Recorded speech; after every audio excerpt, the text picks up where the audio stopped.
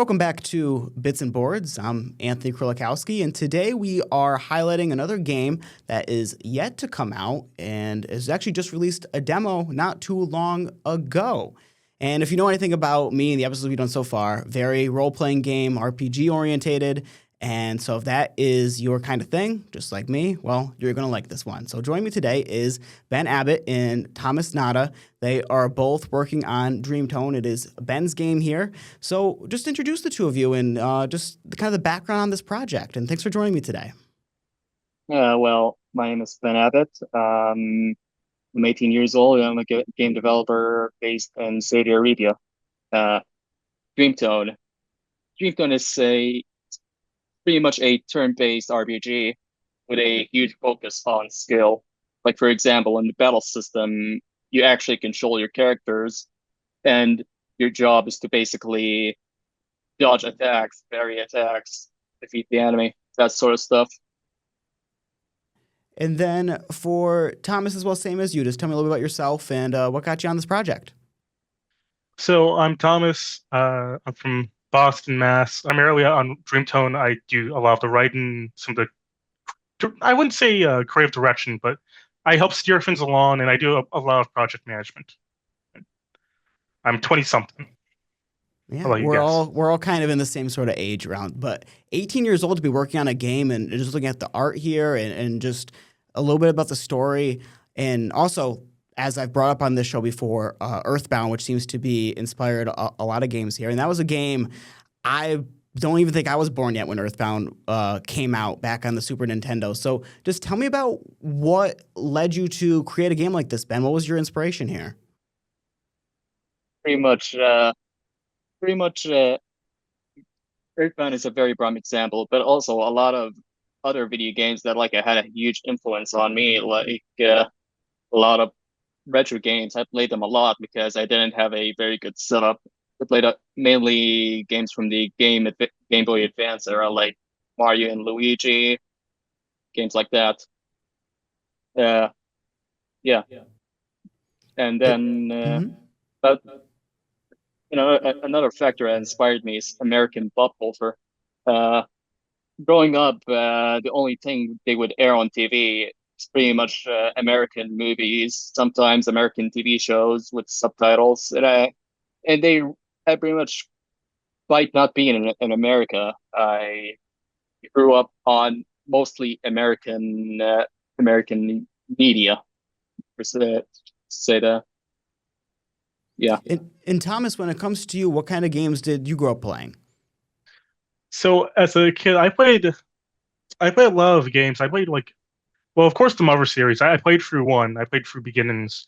I played Shin Megami Tensei, a lot of the earlier ones, and I played Persona 1 and 2, which I think are really fun games, but they are a bit old. So that kind of that's where you know, that's where a lot of my writing I feel like started from because I was very interested in the writing of these games.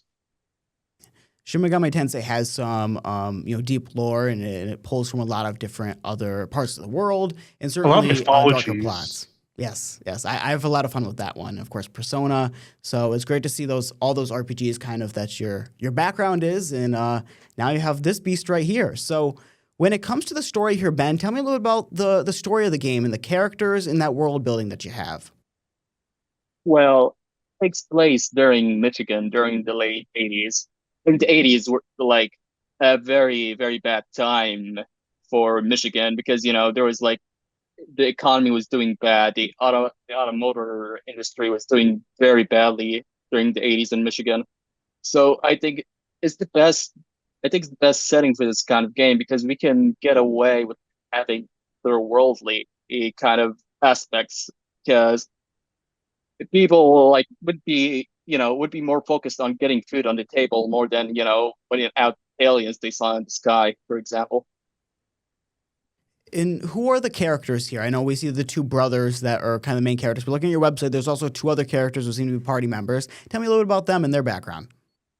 Well, Jenny Perkins, she's the lead singer of a rock band known as Rockstop. They've been in heavy they've been in heavy controversy with the parents because they think the music's evil. it has bad influence on the children and stuff. And yeah, she has a very good voice that is amplified by her psychic powers and stuff. And Daryl, I like to keep him mysterious for now. He's pretty much self-proclaimed agent of the state. So when it comes to the pixel art of this game, which is very gorgeous, I'm a sucker for pixel art. But tell me about going with that art style and maybe also the game engine here. Why you chose to paint this world in this light in this way? Well, originally I wanted the game palette to be like limited. I wanted to go with a Game Boy Color aesthetic because I thought that would like help make the art process faster because I wouldn't like have to worry a lot on shading and stuff. But then I realized very quickly that going with the plain Game Boy Color aesthetic would be, kind of detrimental because a lot of things wouldn't stand out. Like, yeah, the first area is gonna be cool, but like the second area, the third area, the fourth area are gonna like look very very like samey in a way. So I like decided to put my own spin on it. Like, yeah, the characters are still limited to like four colors, but enemies aren't. The world isn't. They like it has. I tried like to keep the color palette of the world limited, but at the same time, I tried like to have my own kind of freedom with it. And with that combat system there, tell me about how that works. And obviously with RPGs, they're very turn based, but there's also a bit of a counter system that I saw on your website, which can be reminiscent of something like Mario and Luigi or some other games like Paper Mario. So how does that all play out when people are going through their random encounters? So basically, this is a turn-based RPG. So you'd expect it to be boring. You expect to like wait, like sit back and relax after you do your turn and stuff. But no, we kind of hit you with a punch out kind of gameplay where you have to like dodge and attack left or right, and and after you dodge an attack, you can like counter. And if you can like counter, you can, like save up. We have this mechanic where you have to dodge an X amount of time for you to build up your counter ability so you can like launch a critical counter. So in that like with our players, okay, they found it very enjoyable because they can like build a strategy where they have to dodge a lot before they attack, and pretty much that. And for the two of you, how long have you been working on this game, either when it comes to the planning, to the developing, and what has this process been like for the two of you? And now you finally have the demo out, and just getting to this point, what did it take? You want to go first, Thomas? I can go first. So Benici has had this idea for a while now. I think about like almost a decade, like 6 years. I only really came into the picture about 2023, about 3 years ago. So about the process, like getting the demo out, uh, not fun. It wasn't fun. Not because like work on the game isn't fun, but because we both had like I had to go to the ER and infection. Ben had some symptoms, some sickness as well. So it's kind of like working through this, and we really wanted to push the demo as fast as possible. So a lot of it was fun at first, and then as we start going, you know, they say like how do you say, like 90% of the work is only 10%. So as you get closer to the finish line, you feel like you're farther and farther away. Of course, you had a lot going on in between trying to get the game out and making deadlines and personal stuff going on. It certainly can take a toll. 100%. And Ben, hearing about the how long you've been having this idea in your head. Now you talked about the American influences on the kind of content you're consuming back home. That seems like a long time to be working out a story like this and then bring it to light in this way. Why did you decide to tell it through a video game? Tell me about just starting out this idea to begin with. Well, I think it was like 13 or 12. And I was 13 back when I came up with the idea. But I gotta tell you, it was very, very bad originally.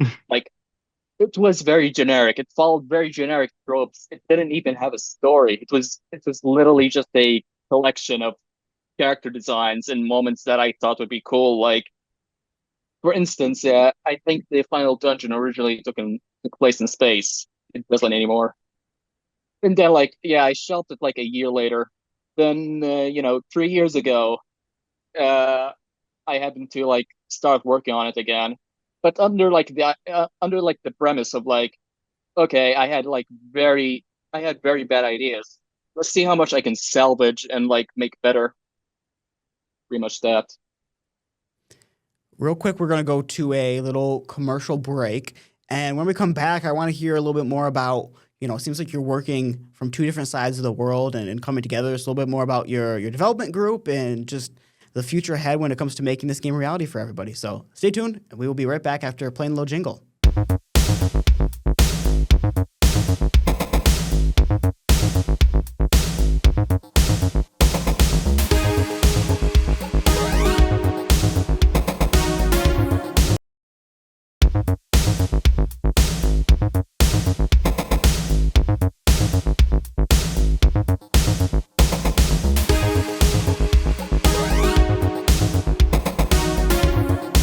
Welcome back. And now when it comes to the two of you, Ben and Thomas, tell me about how the two of you met and got to work on this project together. Because as we talked about, Ben, this was been your idea for a very long time and your story here. But Thomas, obviously you came in a little much earlier on compared to now. So just tell me about how the two of you came to make this be. So we met through friends of friends.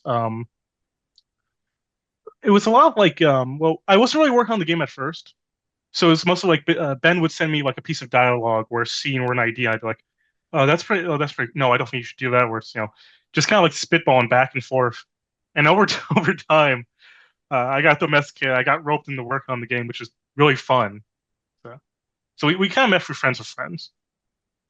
And now when it comes to the two of you, tell me about exactly your roles on the team. So Ben, we'll start with you. What exactly you contribute when it comes to design and art in the story and all the different roles that you have on this team?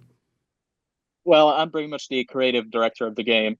I handle most of the art. I tell the other artists how to draw specific things. I also like overlook a lot of their writings. But Thomas is here like to help with my dialogue sound more natural, and he also writes his own dialogue because English is not my first language.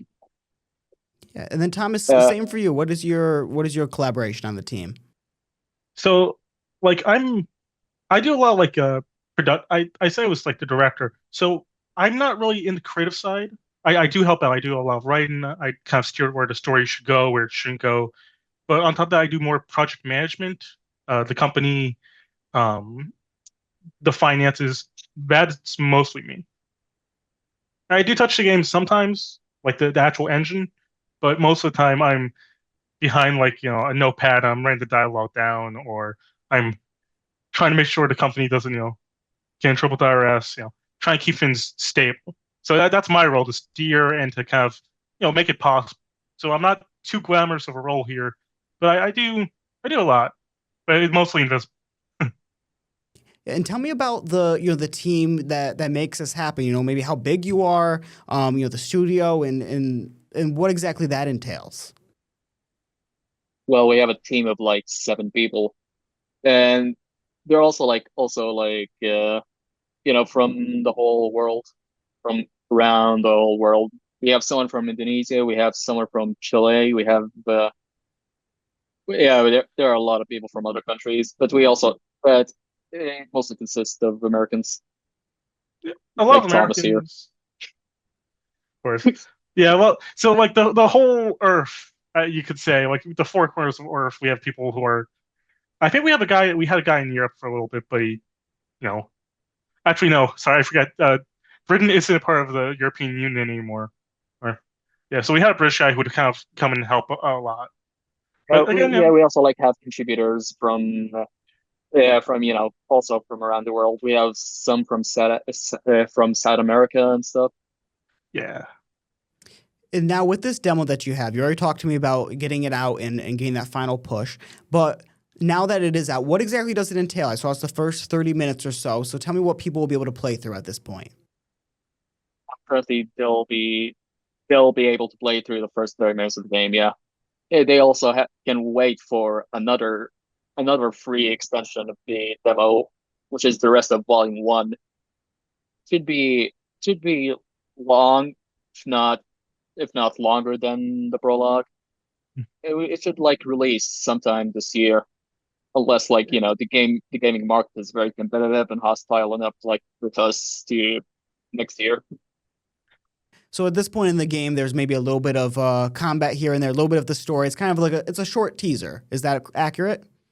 Yes. Yeah, Okay. it's a short teaser, but at the same time, it's kind of like it's like it's like the first episode of a TV show with like a cliffhanger at the end, Like a pilot. pretty much. Yeah, like a pilot. And I know you still have a ways to go here. So tell me about maybe how many volumes you want to put out, and then also when it comes to getting this funded and out there eventually with the Kickstarter. I know maybe it's been pushed back a little ways, but tell me about the future of this game with getting it out and how you want to tell this story. Well, we're gonna release the game episodically. We're not gonna because the indie gaming scene for RPGs is kind of like is is becoming more expensive to like release full games. So we're playing it safe by releasing it episodically. And as for funding, I think Thomas can speak about that because I'm not that good at talking about that kind of stuff. Yeah, go ahead, Thomas. So Ben said this earlier. Provided good games don't stop releasing, we get like a few more high guards where the game industry isn't so good because we had a lot of really good games. 2025. Uh, we want to get the Kickstarter and we want to have it. We want to position it at a time where people aren't occupied with like other games, right? So you can come in, you play like an hour after work, and oh, this is good, and you want to see it as a full game, you can actually come and pitch in money. So we want to see it's like the quiet time, so Dreamtone doesn't have to like compete with these other releases that are much more well funded and have like much more like basically a corporate backing. Of course. And when it comes to the demo right now, I know it's on Steam. So tell me about where people can follow along with this journey and, of course, find the game as time goes on and all those sorts of plugs. Well, mainly we're on Twitter. You can mainly find us on Twitter. We also have a Discord server. That's pretty much our only sources of updates. We have a We also have Tumblr a that Blue we Sky. update occasionally. Yeah, Blue Sky too. And when it comes to this whole process that you've had, what is maybe something that you really learned or enjoyed about developing a game through working through this team and telling this story? What's a moment that stands out to the two of you that you'd like to share with me? Well, I'll let Thomas go first. I was gonna say the same. I think for me, I think it was like when we put the game on Steam, like we had like a pre-release, so you could get the game through Steam. It like felt surreal to see something I've been working on for a few years, just like in my hand. Like of course, I can play it in the engine, right, anytime I want, but like download it like a customer, right, or like someone who's new to the game. It was felt a little surreal. It didn't bring me to tears, but I felt tears well enough because it just to have something that's created and you can actually play and you can show others. It's a lot more different than just having like a draft or like maybe something you just show your friends, because Dreamtone, anyone can play it. Your mom, your dog, your grandma, anyone with a computer. And I've seen someone playing the game on like a PS Vita and on like a phone now because the engine is Godot, so you can run it anywhere. It's not like a resource hog. It just feels amazing to like actually see have it released. And same for you, Ben, if you'd like to add any special moments or just what you'd like to share about the development so far. Well, my special moment. Yeah, yeah, it's like the same as Thomas, but also another moment is like getting people, seeing people like after the game released. I was like worried that people are gonna be like, "Oh no, this game is buggy. No, this sucks. These characters suck. I hate them." No, surprisingly, it was like shocking to see a lot of people loving the game. Like they loved it. There's someone who like replayed through the game like 5 times. Someone told me like they cried over the game. I was like like shocked that like someone can like cry over something I made, and that is like you know a very like crazy thing to think about. Like, wow, I somehow emotionally affected this person with just a 30-minute demo. Usually you see these with like 6-hour games or like longer, but like I got so shocked seeing like how I could emotionally affect people in so little time. Yeah, and it's certainly easy to be hard on ourselves when it comes to putting ourselves out there. And this is something you worked on really for a long time. And I'm sure I can tell just from our conversation, you care a lot about what you do. And it's easy to be hard on yourself and be like, oh, people aren't going to like this or this, thinking negatively right away. But obviously, but from what you've been telling me about what people have said and how you feel about the game yourself, it shows that, the amount of work that you and your team have put in, and it's something for you to be proud of. So I really appreciate you taking some time to talk to me today and share a little bit about me with me as well and our viewers. So before we go, is there anything else the two of you want to add that you think I missed or is important? It's open mic for you. Well, Dreamtone, play Dreamtone. Yeah, If you play got, the game. yeah, Play play the the game right game. now. It's free. You can download it. You don't need a supercomputer. You can play it on like a little potato. I play on like a little Lenovo Yoga, like 260. One of the ones that used to fold. So play on anything. You don't even need a You can play GPU. you can play it on a shawarma grill. Exactly. All right. I Well, guess mm-hmm. one thing, if I had to be a little serious, I want to add with a lot of the writing. Um, I read a lot, so with Dreamtone, I wanted to make something like people will like actually like stick to, right? So you kind of like read the dialogue, and it's interesting, flows, it has this quality to it where it's not like a story that's like and then this happened, and then that happened, and then that happened. It's a story that happens like because this happened, we go to this. It's a string of like events that are like really related. So it kind of feels like a roller coaster, and then you're gonna hit the drop. People are gonna like see the peak of the story, and it's gonna go. I think people are really gonna like where the story goes. So writing the game is really important, and having like the quality of the writing. The characters have to feel real. They have to feel grounded. And they have to be subtle. Right? You don't have a character. You don't have like a Neo, the older brother, say, Nathan, I think I'm gonna mess with you. You have a character. You have them to go. You haven't just messed with the character. You have characters who are feel grounded, and they feel things. You kind of live a little vicariously through them. Because you want to make them feel real. So that's really important to me. All right. Well, before we run out of time, I'm going to play that little outro music for us. And once again, thank you for the two of you for joining us. And I'll catch everybody else on the next one.